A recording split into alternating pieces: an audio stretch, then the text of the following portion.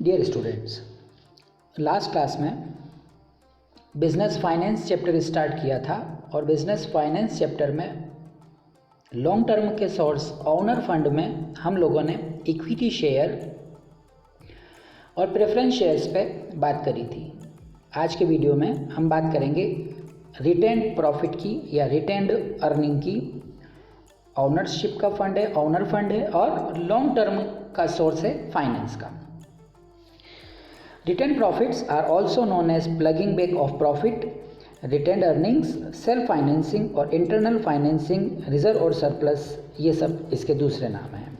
मतलब अपन यूँ कह सकते हैं कि रिटेन्ड अर्निंग क्या है, एक प्लगिंग बैक प्रॉफिट है, तोड़ा हुआ प्रॉफिट है जिसे अपन इंटरनल फाइनेंसिंग, रिजर्व और सरप्लस या सेल्फ फाइनेंसिंग भी बोल सकते हैं।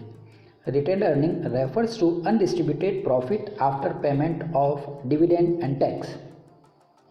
Retained earning क्या है? मेन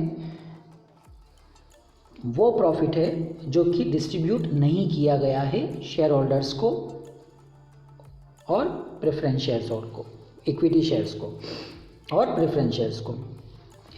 और ये कौन सा प्रॉफिट है? सारे पेमेंट और टैक्स और डिविडेंड को देने के बाद जो भी पैसा बचा है, ये वो प्रॉफिट है जिसे अपन क्या कहते हैं? रिटेन्ड अर्निंग कहते हैं।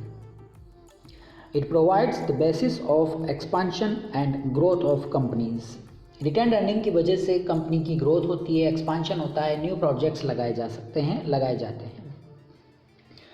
It is considered the most important source of finance. इसे फाइनेंस का एक इम्पॉर्टेंट सोर्स माना जाता है न्यू प्रोजेक्ट को स्टार्ट करने के लिए।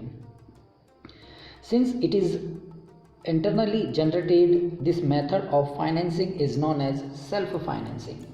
ये इंटरनली कंपनी के जो लास्ट प्रीवियस ईयर के जो प्रॉफिट्स होते हैं उसको कलेक्ट करके, है ना, एक साथ जोड़ करके जो एक फंड बनता है उसे अपन रिटेन्ड अर्निंग कहते हैं। इसीलिए इसे सेल्फ फाइनेंसिंग भी कहा जाता है। डिस्कस करते हैं फीचर्स की कि रिटेन्ड अर्निंग के फीचर्स क्या हैं। First, question of security, support provide, है ना। ये क्या करता है? As a security support provide करवाता है फर्म को, कंपनी को। The retained earning are considered as a question of security because they provide support in time of adversity when a company finds it difficult to arrange finance from any other sources. जब भी company को किसी project के expansion के लिए money की requirement होती है, उस सिचुएशन में कंपनी क्या कर सकती है? अपना जो रिटेन्ड अर्निंग का जो प्रॉफिट है उसे यूज़ में ले सकती है। मतलब ये एक प्रकार से कंपनी को उसके जो डिप्रेशन, रिसेशन या न्यू प्रोजेक्ट या किसी भी इमीडिएट फंड की रिक्वायरमेंट होती है उस समय हेल्प प्रोवाइड करवाता है, सपोर्ट प्रोवाइड करवाता है। Next, second, funds for new and innovative projects. जब भी कंपनी नया प्रोजेक्ट लॉन्च करना चाहती है, इनोवेशन करना चाहती है, उस सिचुएशन में भी रिटेन्ड अर्निंग फंड यूज में आता है। The retained earning are a common source of funds for financing risky and innovative projects. Risky और इनोवेटिव प्रोजेक्ट्स में इसे यूज में लिया जाता है। This fund is generally used for research work, expansion of project. Generally इस fund का use research work में किया जाता है, प्रोजेक्ट को एक्सपांड करने के लिए किया जाता है। Medium and long term finance. ये जो फंड है रिटेन्ड अर्निंग, ये मीडियम टर्म और लॉन्ग टर्म के सोर्स का फाइनेंस का सोर्स है। As an ownership fund, it serve the purpose of medium and long term finance. Medium term और लॉन्ग टर्म के लिए यूज में आता है। Next, conversion into ownership fund. ये जो प्रीवियस ईयर में छोटा छोटा जो फंड होता है, सरप्लस प्रॉफिट होता है, धीरे धीरे ये क्या हो जाता है? एक फंड में, ओनरशिप फंड में कन्वर्ट हो जाता है। The surplus retained earning can be converted into share capital by issue of bonus share. In issue of bonus share there is no outflow of cash. धीरे धीरे ये जो ओनर फंड होता है ये किस में कन्वर्ट हो जाता है? कैपिटल फंड में कन्वर्ट हो जाता है और इसके थ्रू कंपनी क्या कर सकती है? बोनस शेयर इशू कर सकती है। Investors too are benefited by issue of share free of cost. और ये जो शेयर इशू किए जाते हैं इनके लिए कंपनी को किसी भी प्रकार की कोई फॉर्मेलिटीज़ पूरी नहीं करनी पड़ती है, आसानी से फ्री ऑफ कॉस्ट ये इशू किए जा सकते हैं। Next, merits advantages of retained earning.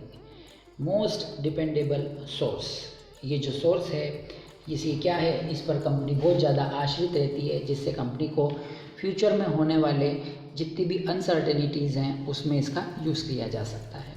As an internal source this is more dependable than the external source of finance. External source के कंपेरिजन में इंटरनल सोर्स है और इसके लिए कोई सिक्योरिटी नहीं रखनी है, रिस्क नहीं है, इसलिए ये ज़्यादा मोर सुटेबल सोर्स है। The external source depends upon the preference of investors, markets, conditions. जब क्योंकि एक्सटर्नल जो सोर्स होता है जनरली वो किस पे डिपेंड करता है, मार्केट कंडीशंस पर और इन्वेस्टर्स के ऊपर डिपेंड करता है। Next, no cost. Raising of retained earning and its use do not involve any cost to be incurred as there are no expenses on projects or advertising। इनके अंदर किसके अंदर रिटेन्ड अर्निंग के जो प्रॉफिट है, ये जो फंड कलेक्ट होता है, इसको कलेक्ट करने के लिए कंपनी को किसी भी प्रकार के एक्सपेंसेस को नहीं करना पड़ता है। लाइक ना तो कंपनी को प्रॉस्पेक्टस इशू करना है और ना ही कंपनी को एडवर्टाइजमेंट देना पड़ता है। Next, no fixed liability. जैसे हम क्रेडिट कार्ड से पैसा लाते हैं, फंड लाते हैं, तो हमको क्या हमारी लाइबिलिटी होती है, या तो इंटरेस्ट पे करना और फिक्स टाइम पर, ये पीरियड पर इसे लौटाना है अगर बोरोइंग है तो। पर रिटेन्ड अर्निंग ओनरशिप का फंड है, इसे लौटाना नहीं होता है। There is no fixed commitment to pay dividend और interest on this source of fund as retained profits are a company's own money. इसके लिए कोई डिविडेंड और इंटरेस्ट का कोई कमिटमेंट नहीं होता है। क्यों? क्योंकि ये कंपनी का खुद का पैसा होता है। Next, no interference with retained earning. There is no increase in the number of share holders. Retained earning का जो मनी है, पैसा है, इसकी वजह से कंपनी के पास कैपिटल भी जनरेट हो जाती है और शेयर होल्डर्स की संख्या भी नहीं बढ़ती है।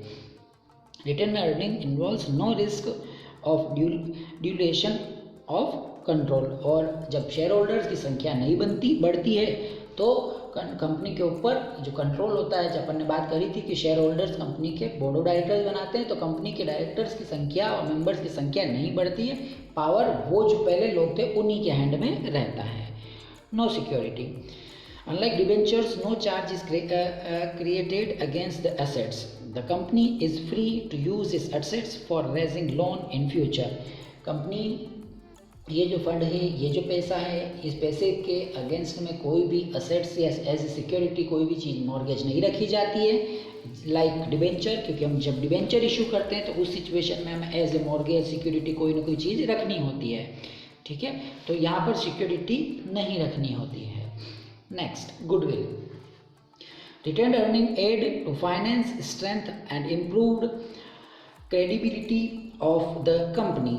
कंपनी की जो गुडविल है, क्रेडिट है, इसको बढ़ाती है। कौन? रिटेन्ड अर्निंग, क्योंकि कंपनी के पास अगर प्रीवियस ईयर में पैसा है, सरप्लस प्रॉफिट है, तो मार्केट में कंपनी की गुडविल बढ़ती है। With large reserve companies can easily meet all types of unforeseen contingencies and any other crisis. और ये जो पैसा होता है, ह्यूज पैसा होता है, ये अनसर्टेनिटीज़ है ना, क्राइसिस के समय कंपनी के लिए यूज़ में आ जाता है।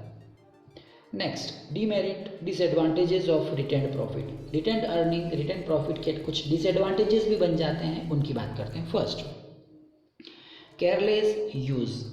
ये जो पैसा है, इसको जनरेट करने के लिए कंपनी को ज़्यादा एफर्ट्स नहीं लगाने पड़े हैं, इसलिए कई बार जो मेंबर्स होते हैं वो इसका मिसयूज़ कर लेते हैं। The retained earning are available easily at no cost. आसानी से अवेलेबल होते हैं। The management of the company may not always use the retained earning in the best interest of the shareholders. It may misuse them by investing in unprofitable और undesirable investment proposals. जो भी ज़्यादा utilisation और अनइंटरेस्टेबल profit के, कम profit के, या जिनकी आवश्यकता नहीं होती, उन जगह भी ये पैसा कई बार इन्वेस्ट हो जाता है। Next, dissatisfaction among share holders.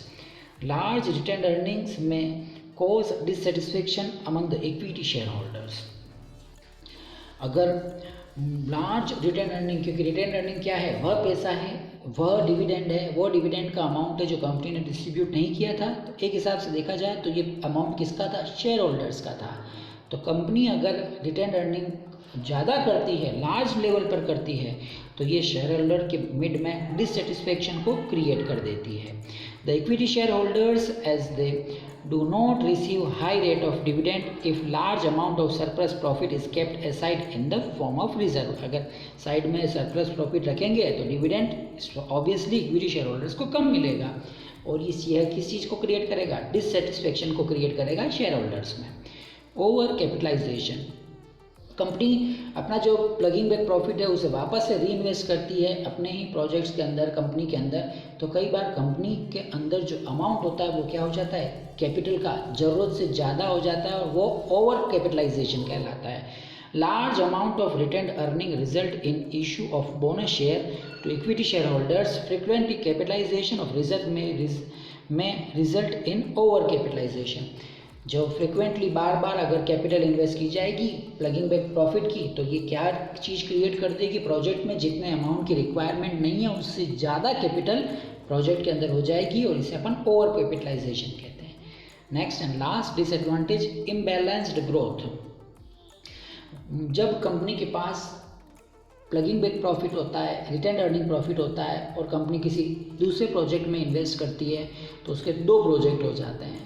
तो जब एक से ज़्यादा प्रोजेक्ट हो जाते हैं तो सब में बैलेंस चलाना और बैलेंस रखते हुए उसे अप्रोप्रिएट ग्रोथ करना कई बार टिपिकल हो जाता है।